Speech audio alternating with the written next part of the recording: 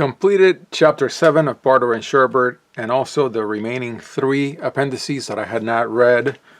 C and D matched fairly well content in section 7.4, and I think it was 7.3, and then the last one was just an appendix that's cool to read, and so I read it. All right, so let's show the book. This is a fairly long read, hence the reason why it's coming out on a Friday instead of on a Thursday.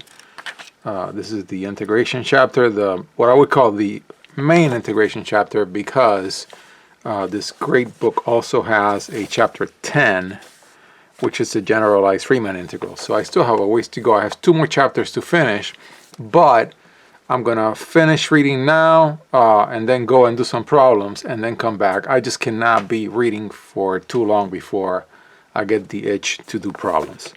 So yeah, the chapter is about the Riemann integral.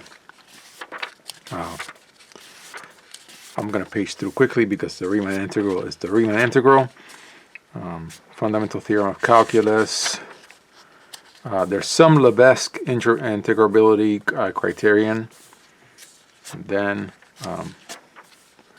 approximate integration, and that's one of the ones I had in appendix, and I believe some part of 7.3 also has something in an appendix. So if I go to the appendices, it was appendices C, D, and E. Yeah, so the Riemann and Lebesgue criteria. And then, so the Lebesgue integrability criterion. And then approximate integration. So it was midpoint, trapezoidal, and Simpson. And then nowhere differentiable function and a space-filling curve. Of course, this reminded me of contraction mappings. So, yeah. And then I'll go into the notes. This is a fairly good batch of reading, and I'll show every page. Of course, the diagrams in this book are pretty good, but even then, in some cases, I found myself writing out diagrams that were not in the book. So the whole business of finding cases where you get a zero integral from points, but the function actually is Riemann integrable. Yeah, various cases where the function is Riemann integral over a specific interval, and then the rare cases when it is not. Like, for example, Thomae's function is Riemann integrable.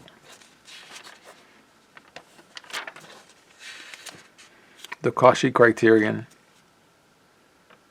Then the business about all step functions are Riemann integrable. All monotonic functions are Riemann integral. The Dirichlet function is not Riemann integrable. Then use of the squeeze theorem.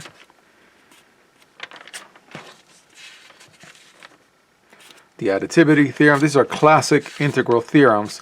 A lot of partition discussions, tag partitions. That's really the concept that is used for all the proofs. It made for the notation to be a little heavy, but still, as always, very well explained. Fundamental theorem of calculus. Substitution theorem. Which I remember in Wade is done in more detail. I do remember that. The Riemann integrability criterion, Lebesgue integrability criterion,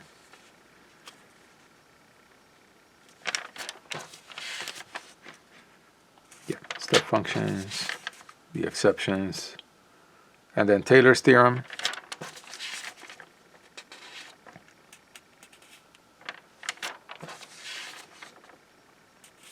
And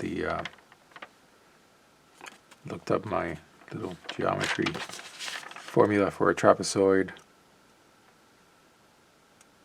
And then the trapezoidal approximation is always too large, of course, because when you make trapezoids, the connections are over where your function is for a convex function, and then they're under for midpoints. Then Simpson's rule, which is really, see, midpoint is under it, trapezoid is over it. Simpson's rule, which is a higher derivative. And of course, I had to keep going back to Appendix D and filling in the proofs, because you got to read, go to the Appendix D, fill in the proof. And then finally, nowhere differentiable and space filling curve. And that ends chapter 7, and that ends this particular book of notes. I was going to try to go all the way to 1200, but I think that's fine. I'm done with this notes book.